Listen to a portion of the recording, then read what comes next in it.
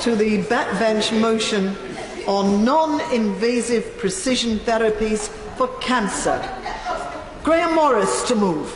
Thank you, Madam Deputy Speaker, and I would like to thank the Backbench Business Committee and the Chair of that committee, my honourable friend, the member for Gateshead, for granting this debate, and all the members on both sides of the House who supported the application. I must declare an interest as one of the Vice-Chairs of the APPG on radiotherapy, and also, Madam Deputy Speaker, as a cancer survivor who was successfully treated with both, chemotherapy and radiotherapy, thanks to early diagnosis, chemotherapy and crucially precision radiotherapy. I do want to point out to the Minister that there is currently a crisis, there's no other word for it, in the management and funding of radiotherapy in the United Kingdom. Indeed, the charity Action Radiotherapy estimate that as many as 20,000 people across the UK may be missing out on the radiotherapy they need. Many of these patients will die prematurely or unnecessarily as a result of this shortfall. Given that 1 in 4 people receive some form of radiotherapy during their lives, and almost half of us in the United Kingdom will be diagnosed with cancer at some point in our lifetimes, I hope the Government will realise just how important it is that we invest in modern and importantly, accessible cancer diagnosis, but not just cancer diagnosis, but cancer treatments too. I'll give way to my honourable friend. I'm very grateful to him for giving way. I'm very proud to have the Christie Hospital in my constituency in Manchester Withington, and it has a fantastic proton beam therapy unit, which is going to be the future of cancer treatment. But when I speak to the staff at the Christie, the biggest worry is workforce. So would he agree with me that the challenge is not just funding for treatments, but actually we need to invest in our cancer workforce as well? Yeah. Absolutely. Now, I'm grateful to my honourable friend for pointing that out, and indeed it's one of the 4 basic requirements that the All-Party Group and the charity Radiotherapy for Life and Action Radiotherapy have pointed out, and is clearly demonstrated in the manifesto for radiotherapy, and I commend that to the Minister and all honourable members. And I do appreciate that the Minister will want to refer to Chapter 3 of the NHS long-term plan, particularly Section 3.62 on more precise treatments using advanced radiotherapy techniques. And in anticipation of that, I would like to say that on investment, the Government have promised to complete the £130 million investment in radiotherapy machines, and indeed, as my honourable friends just alluded to commission the proton beam machines at the University College Hospital in London and the Christie Hospital in Manchester. But I want to respectfully point out to the Minister that this isn't a new announcement of additional resources. It's simply recycling announcements that has already been made. And this money has already been spent or already committed. So it isn't part of a comprehensive 10-year plan for radiotherapy that we are advocating and that's set out in the manifesto. The £250 million on proton beam facilities, while welcome, will only treat 1,500 patients a year. Now, I accept that many of these are children with brain cancers, but it's only 1% of patients needing radiotherapy. So, as we indicated in the manifesto for radiotherapy, we would recommend to the Minister the same sum as was expended on proton beam facilities, £250 million.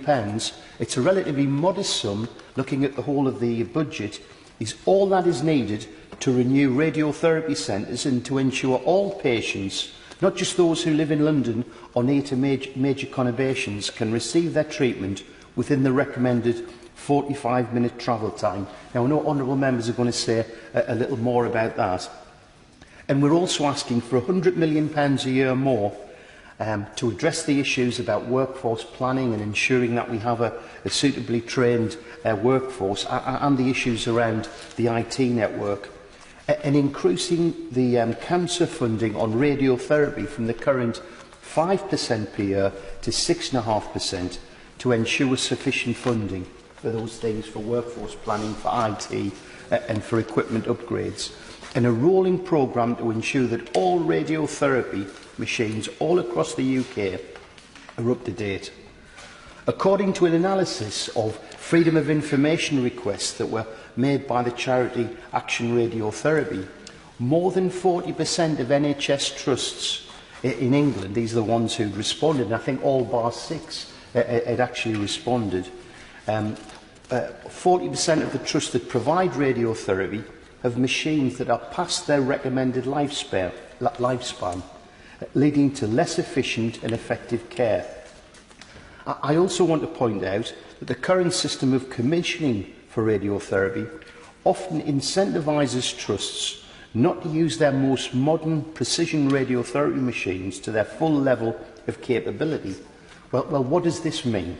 Well, it means this. Some patients are treated more often and less effectively, even though there are modern saber machines that could treat them and treat them more effectively. I think quite simply, precision radiotherapy is needed to cure 40% of cancers. And all we want to do is to ensure that all patients can get to a radiotherapy machine and for the professionals to be allowed to switch on the machines and give the appropriate treatment. The chronic underfunding and the current complications of radiotherapy commissioning and delivery are preventing this happening. And I just want to add, radiotherapy receives only 5% of the cancer treatment budget, so that's only £383 million a year. It's 0.025% of the total NHS budget. And I want to compare that with the cost of just 2 cancer drugs. The NHS Herceptin budget, it's an effective drug that's used to treat about 15 to 20% of breast cancer patients. The budget for Herceptin is £160 million a year. And a recent UK trial showed only 6 months and not 12 months of adjuvant Herceptin may be needed in adjacent therapy. That means when it's used in combination with radiotherapy. So, in financial terms, up to £80 million a year could potentially be saved by the NHS, offsetting much of the additional radiotherapy costs. It's time to put radiotherapy back at the top of the agenda for the NHS, and we need someone to advocate that. We're urging that the Department, the Minister, appoints a radiotherapy czar who will advocate and really ensure that the NHS has a world-class radiotherapy service. I know many other MPs want to speak in the debate, so I'm going to make my remarks short. I'm pleased that the Government have accepted that advanced precision radiotherapy is more effective and has fewer side effects. But in summary, I want to see a modest increase in the budget for advanced radiotherapy from 5 to 6.5% of the cancer budget. That would enable large numbers of cancer patients to live longer and more fulfilling lives, and would achieve better outcomes and more positive economic benefits.